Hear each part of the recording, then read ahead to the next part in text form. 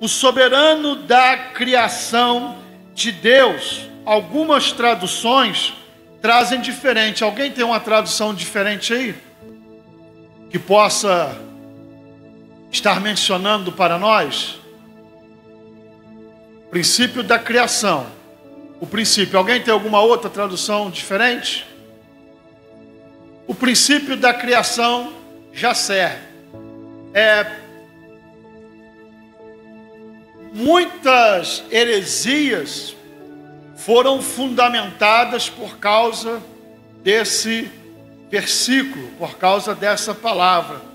Porque quando se diz o princípio da criação, pegaram esse texto e isolaram de todo o contexto bíblico para poder dizer que Jesus Cristo foi criado, que ele teria sido a primeira criatura de Deus a ser criada.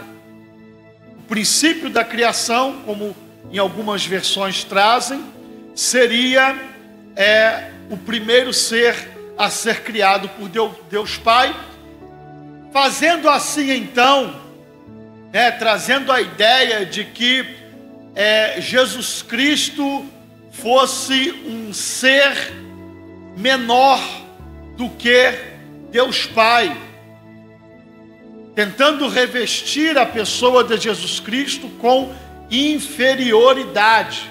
Se ele é um ser criado, olha, preste bem atenção, se ele é um ser criado, automaticamente ele deixa de ser Deus.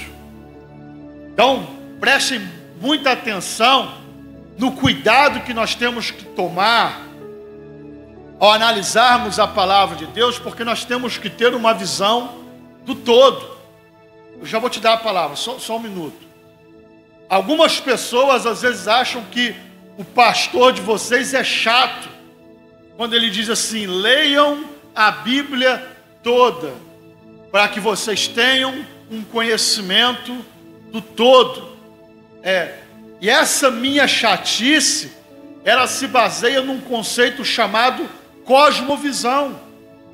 Por quê? Porque se vocês não conhecerem toda a história, vocês, quando chegarem diante de um texto como esse, e alguém tentar distorcer, vai ficar muito difícil para que vocês consigam refutar.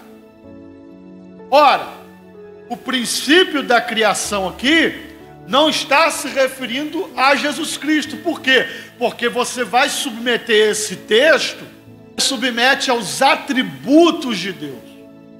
Eu já falei isso a vocês aqui, que quando vocês pegam qualquer doutrina e vocês submetem ela aos atributos de Deus, vocês já conseguem identificar 99% dessas doutrinas, se elas são heréticas ou não.